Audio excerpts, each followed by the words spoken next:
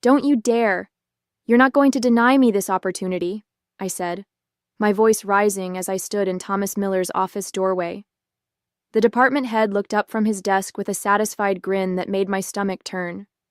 After a decade of dedicated service to Peterson Engineering, this was how it would end? My name is Kaylee Thompson, and at 52, I've spent the last 10 years of my career at one of San Francisco's leading engineering firms. Through 3 company restructures, 2 economic downturns, and countless late nights perfecting designs, I had proven myself invaluable, or so I thought.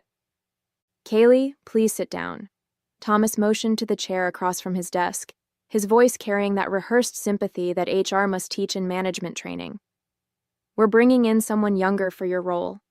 After 10 years, it's time to move on. The words hung in the air between us. Someone younger. Not someone more qualified or experienced, just younger. I felt the familiar heat of indignation rising in my chest, but took a deep breath instead. This wasn't the time for an emotional outburst. I nodded calmly. I appreciate the notice, Thomas. My muted response clearly wasn't what he expected. Thomas blinked, momentarily thrown off script. Well, good. I'm glad you understand. The transition will take place over the next month. We'll need you to train your replacement, Olivia. She graduates from Berkeley next week. I smiled thinly. Of course. What Thomas didn't know, what nobody in the department knew, was that the next board meeting would be special. Very special indeed. Will there be a formal announcement? I asked, my voice steady. We'll announce it at the department meeting on Monday, Thomas replied, already turning his attention back to his computer screen, dismissing me. HR will be in touch about your severance package. I stood up and smoothed my blazer. I see. And the quarterly board meeting is still next Thursday at 2 p.m.? Thomas looked up, confusion flickering across his face. Yes, but that's not something you need to concern yourself with anymore. Just double-checking my calendar, I said lightly. Will CEO Davis be in attendance? Thomas's eyes narrowed slightly. Why do you ask? Just curious, I replied with a shrug. Well, I won't take up any more of your time.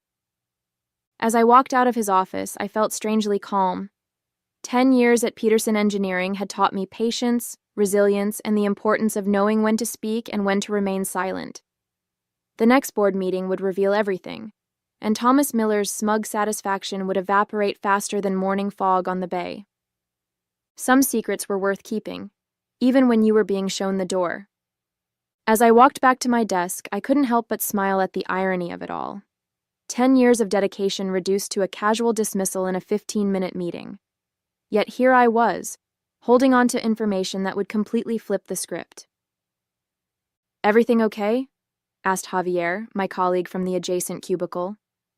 His eyes held genuine concern. He'd seen too many people walk that same path from Thomas's office, faces drawn with shock and disappointment. Never better, I replied, voice low enough to avoid attracting attention. Just the usual Friday drama. I hadn't told anyone about the private meeting with CEO Catherine Davis 3 weeks ago. It had been unexpected. A call directly to my personal cell on a Sunday afternoon while I was tending to my rooftop garden. Kaylee, we need to talk about your future at Peterson, Catherine had said, her normally formal tone relaxed and direct. Not at the office. Can you meet me at Bayview Cafe tomorrow at 7 a.m.? The memory of that morning was still vivid. Catherine had arrived early, securing a private corner table with a stunning view of the Golden Gate Bridge shrouded in morning mist. I'll get straight to the point, she'd said after we exchanged pleasantries. The board is restructuring our leadership approach. We've been watching your work on the Westlake project. Your innovative solutions saved us millions and impressed our biggest clients. I'd been preparing for bad news, not praise. Thank you, but we want you on the executive board, Catherine had continued, as our new chief operations officer. You understand both the technical and human elements of our business in a way nobody else does. The offer had been unexpected and overwhelming. A seat on the board, overseeing all operational aspects of Peterson Engineering, including Thomas's department. Why me? I'd asked, still processing the magnitude of the opportunity. Because you see what others miss, Catherine had replied simply. And because it's time we had someone at the table who remembers what it's like to be in the trenches. The secrecy had been Catherine's idea. The board vote is just a formality, but I need to manage the politics carefully. Some members, particularly those with connections to Thomas, might try to interfere if they knew beforehand. So I'd signed the contract with only Catherine and the company's legal counsel present. For 3 weeks, I'd attended early morning strategy sessions disguised as vendor meetings in my calendar. I'd reviewed confidential reports and helped draft a new operational framework after hours. All while Thomas plotted my removal. Back at my desk, I checked my phone. A message from Catherine. Contracts filed. Announcement prepared. Still on for Thursday. I texted back a single thumbs-up emoji. For the rest of the afternoon, I diligently worked on transition notes for my supposed replacement. Thomas passed by twice, looking pleased with himself each time. Let him enjoy this moment of perceived victory. The real revelation was just 6 days away. The weekend dragged on endlessly as I prepared for what would undoubtedly be the most consequential week of my career. On Monday morning, I arrived at the office early, dressed in the same professional attire I'd worn for years, nothing that would signal the impending change in my status. The department meeting was scheduled for 10 a.m. in the main conference room. I took my usual seat near the middle of the table, not too prominent, not too hidden.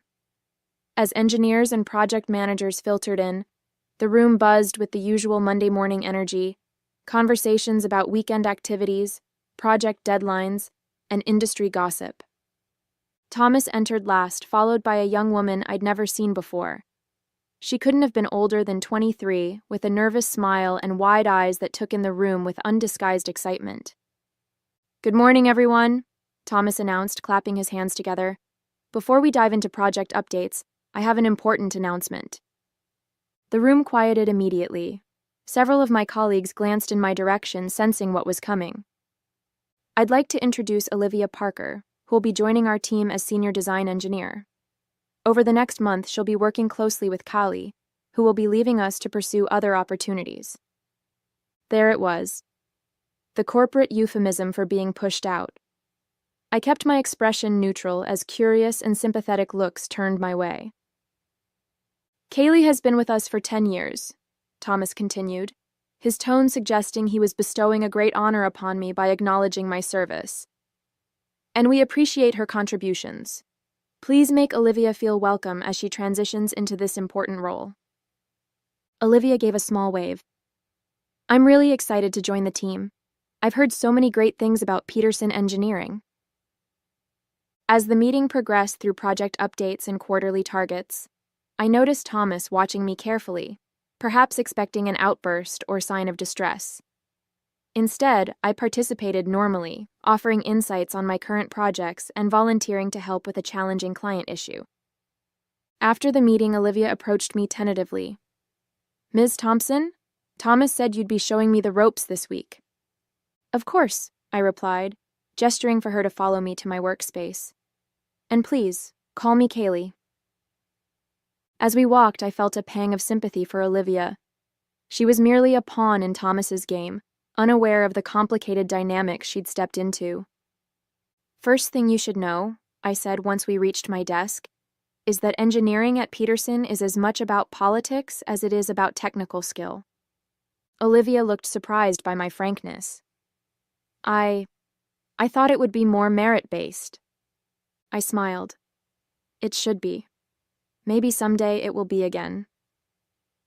The next 3 days passed in a blur of knowledge transfer sessions, project handoffs, and careful documentation of my workflow. Through it all, I maintained my professional demeanor, giving Olivia every advantage I could without revealing my true circumstances. On Wednesday afternoon, Catherine called a company-wide meeting for Friday morning, the day after the board meeting.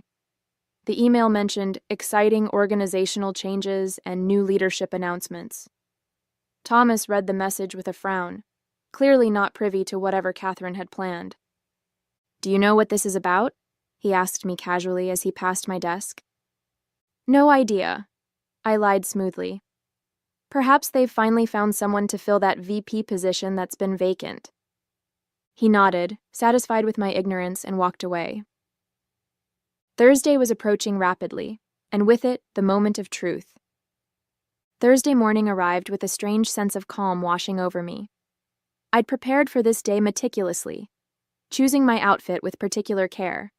A tailored charcoal suit I'd purchased for the occasion, accented with a subtle jade silk blouse that brought out the green in my eyes. It was an executive look, though no one would question it as being particularly out of character for me.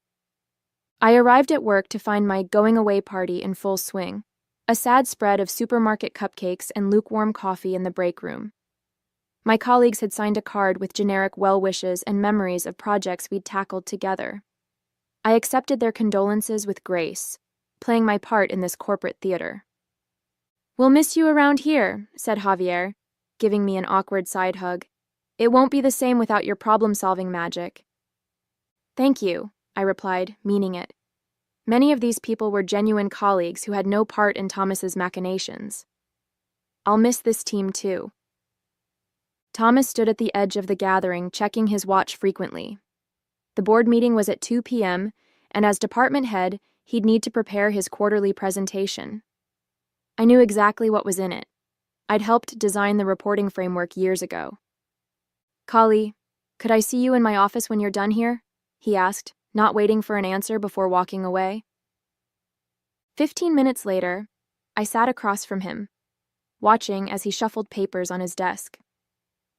"I wanted to thank you for handling this transition so professionally," he said without looking up. "It's refreshing considering your tenure with the company." The slight emphasis on tenure made it clear what he really meant: my age. It seemed the appropriate response, I replied evenly. Thomas finally met my eyes. "Your severance package is generous. 2 months' salary, plus your unused vacation time. The paperwork will be ready for your signature tomorrow." "I appreciate that." He leaned back in his chair, curiosity finally getting the better of him. "I have to ask, you've been surprisingly calm about all this. Did you see it coming?" I allowed myself a small, enigmatic smile. Let's just say I've learned to prepare for all contingencies in my time here. Thomas's expression hardened slightly. "Well, company needs evolve. Fresh perspectives become necessary. I'm sure you understand." "Completely," I agreed. "Change is inevitable in any organization. Sometimes it comes from unexpected directions." His eyes narrowed at my cryptic response, but before he could press further, his phone buzzed with a reminder. "I need to prepare for the board meeting." "Of course," I said, standing to leave. "Good luck with your presentation. I've always found the board to be quite attentive to details." As I walked out, I could feel his eyes on my back, a new uncertainty in his gaze. My calm acceptance had planted a seed of doubt, exactly as I'd intended. Back at my desk, I fielded a text from Catherine. "Conference room A, 1:30. Come through the executive entrance." I spent the next 2 hours meticulously organizing my desk, backing up personal files, and creating detailed instructions for Olivia. To anyone watching, I was simply being thorough before my departure. At 1:15, I picked up my leather portfolio and headed toward the restroom, a perfectly normal afternoon activity that wouldn't raise suspicions. Once out of sight from the engineering department, I changed course, taking the elevator to the top floor where senior executives had their offices. The executive suite had its own private entrance to the boardroom, a door that I had never had cause to use in my 10 years with the company. Until today. Catherine was waiting for me in the hallway, her normally serious face softened with anticipation. "Ready to make history?" she asked quietly. I took a deep breath, feeling the weight of the moment. "As ready as I'll ever be." "Perfect," she replied, checking her watch. "The other board members are already seated. Thomas will enter through the main door at exactly 2 p.m. Let's make sure we're in position before then." Together, we walked toward the executive entrance to Conference Room A, where everything was about to change. The boardroom of Peterson Engineering exuded power and tradition. 12 high-backed leather chairs surrounded an immense mahogany table that had witnessed decades of critical decisions. Floor-to-ceiling windows offered a panoramic view of San Francisco's skyline, a constant reminder of the heights to which the company had climbed. By 1:45 p.m., 10 board members were already seated, engaged in pre-meeting small talk. Catherine nodded subtly toward an empty chair on her right, my designated seat. I felt a momentary flutter of nerves as I took my place, but it quickly subsided as several board members smiled in recognition. William Harrison, the 70-year-old chairman of the board, extended his hand. "Ms. Thompson, we're delighted to finally have you join us officially. Catherine has spoken highly of your operational insights." "Thank you, Mr. Harrison. I appreciate the opportunity," I replied, my voice steady despite the significance of the moment. For the next 10 minutes, I was introduced to each board member. Most knew me by reputation or from previous project presentations, but this interaction was different. I was now their peer, not a subordinate reporting up the chain. At precisely 2 p.m., the main door opened. Thomas entered, carrying his presentation materials and looking confident. He greeted several board members by name as he made his way around the table, placing copies of his report at each seat. Then his eyes landed on me. The change in his expression was subtle but unmistakable. Confusion, followed by disbelief, then rapidly shifting to alarm. "Kaylee? What are you doing here?" he asked, his voice pitched slightly higher than normal. Before I could respond, Catherine stood, commanding the room's attention. "Let's begin," she announced, gesturing for everyone to take their seats. "Before we move to department reports, I have an important announcement." Thomas remained standing, his gaze darting between Catherine and me, clearly trying to piece together what was happening. "Please take a seat, Thomas," Catherine directed, waiting until he complied before continuing. "As you all know, Peterson Engineering has been undergoing strategic restructuring to better position ourselves for the challenges ahead. After extensive evaluation, the executive committee and I have identified critical operational improvements needed across all departments." Thomas fidgeted with his pen, no longer looking at me. "To lead this effort," Catherine continued, "we required someone with deep institutional knowledge, proven technical expertise, and the ability to bridge divisions within our organization. I'm pleased to announce that Kaylee Thompson has accepted the position of Chief Operations Officer, effective immediately." A round of applause filled the room. Several board members nodded approvingly in my direction. As COO, Kaylee will oversee all operational aspects of the company, including engineering, production, supply chain, and quality assurance, Catherine explained, her voice clear and firm. All department heads will report directly to her, creating a more streamlined decision-making process. Thomas's face had drained of color. I wasn't aware of this reorganization," he stammered.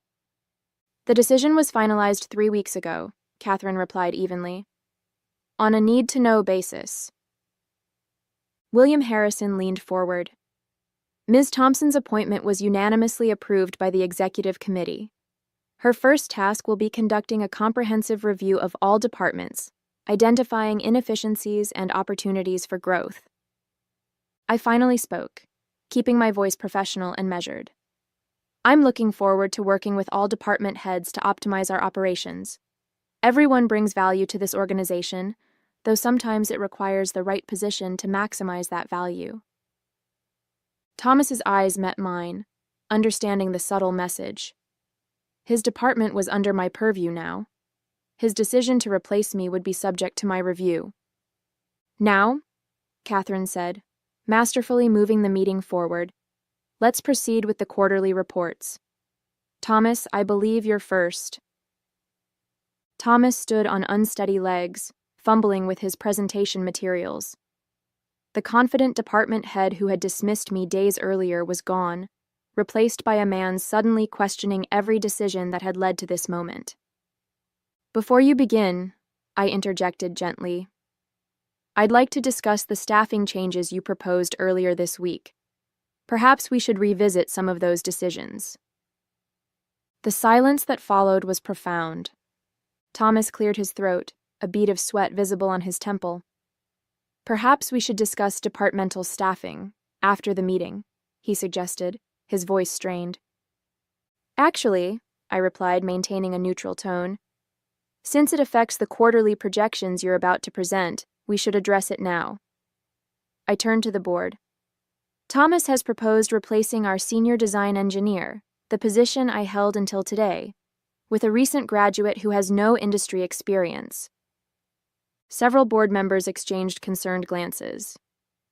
"The Westlake project is entering its most critical phase," I continued. "Changing key personnel now creates unnecessary risk to both timeline and budget." William Harrison frowned. "Is this accurate, Thomas?" "The Westlake contract represents 20% of our annual revenue." Thomas's presentation folder trembled slightly in his hands. "I believed fresh perspectives would benefit the team," he said, the words sounding hollow even to his own ears. "But obviously, with the new organizational structure, we can reassess." "Indeed," I agreed. "In fact, I've already spoken with Diana Ford about stepping into the role. Her 15 years of experience and familiarity with the Westlake specifications make her the logical choice." Catherine nodded approvingly. "Diana is an excellent engineer.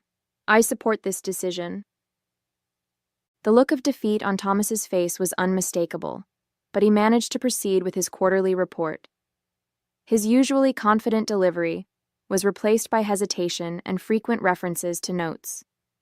When he finished, the questions from board members were pointed and occasionally critical, a stark contrast to the easy reception he typically enjoyed. As the meeting progressed through other departmental updates, I made careful notes and asked thoughtful questions that demonstrated my comprehensive understanding of the company's operations. By the time we reached new business items, the dynamic in the room had shifted palpably. Board members increasingly directed their questions to me, rather than Catherine or the department heads. Near the meeting's conclusion, Catherine introduced another agenda item. "As part of our restructuring, we'll be reviewing each department's age demographics and succession planning strategies. Recent data suggests our most innovative solutions have come from cross-generational collaboration." She displayed a slide showing productivity metrics across different age groups. "As you can see, teams with age diversity consistently outperform homogeneous groups. Kali will be leading an initiative to ensure we maintain healthy age distribution throughout the organization." I caught Thomas's eye across the table. "Experience and fresh perspectives both have value when properly integrated," I said. "I look forward to working with all department heads to optimize their team compositions." The meeting adjourned at 4:30 p.m. As board members gathered their materials and engaged in post-meeting conversations, Thomas approached me cautiously. "Congratulations on your promotion," he said stiffly. "Had I known, you'd have made different decisions," I finished for him. "I understand completely." He nodded uncomfortably. "About Olivia." "She's talented but inexperienced," I said. "I think she'd benefit from our junior engineer development program, rather than being thrown into a senior role prematurely. Don't you agree?" Thomas knew he had no choice. "Of course, I'll inform her of the change." "No need," I replied. "As COO, I should welcome all new employees personally. I'll meet with her tomorrow to discuss her actual role and set appropriate expectations." Catherine joined us, effectively ending the conversation. "Kaylee, the executive team is gathering for dinner at Bayside Restaurant at 7. We'd love for you to join us."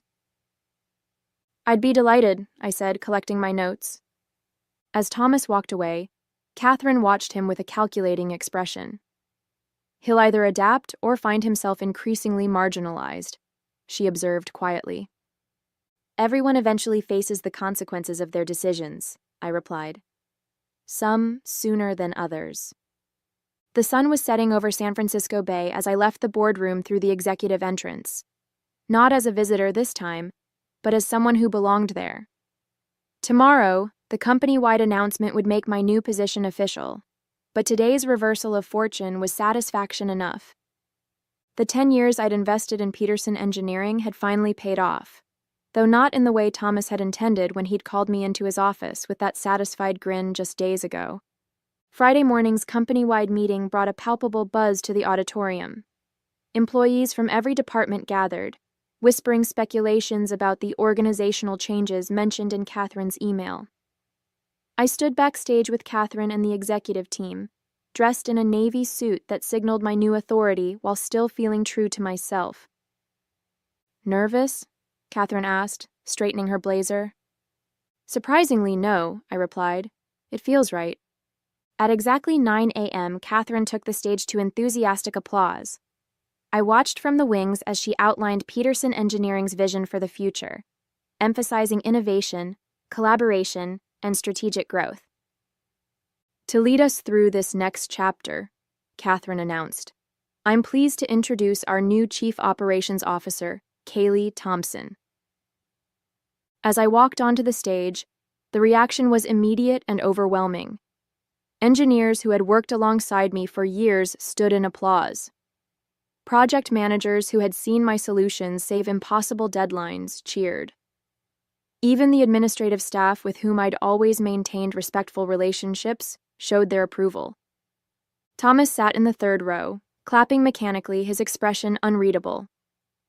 "Thank you," I began, waiting for the applause to subside. "For 10 years, I've had the privilege of solving problems at Peterson Engineering. Today, I'm honored to help shape our collective future." I outlined my vision for operational excellence, emphasizing collaboration across generations and departments. "Experience and fresh perspectives both have tremendous value," I said, making brief eye contact with Thomas. "Our strength lies in harnessing both."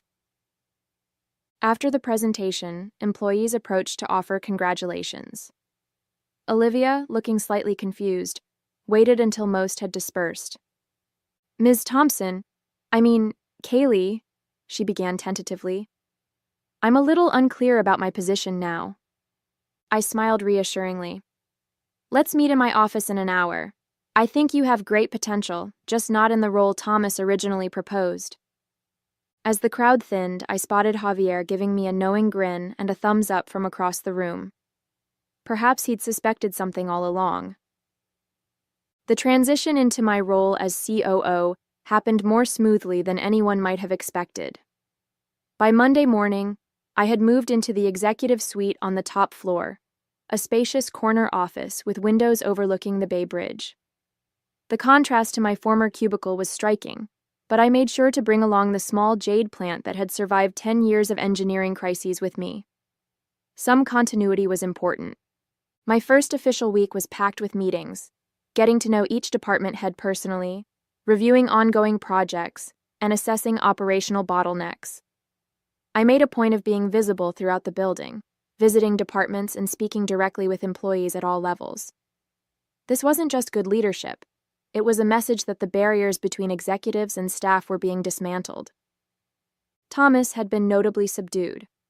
Our first one-on-one meeting had been brief and focused strictly on his department's metrics. He avoided direct eye contact and kept his responses clipped and professional. I neither gloated nor referenced our previous dynamics, treating him with the same respectful professionalism I showed all department heads. On Friday afternoon, Catherine stopped by my office with 2 cups of coffee. "So, 1 week in, how does it feel?" she asked, settling into the chair across from my desk. "Challenging in all the right ways," I replied honestly. "There's so much opportunity for improvement." She nodded, looking pleased. "The board is impressed with your approach so far. William Harrison specifically mentioned your talent for asking the right questions."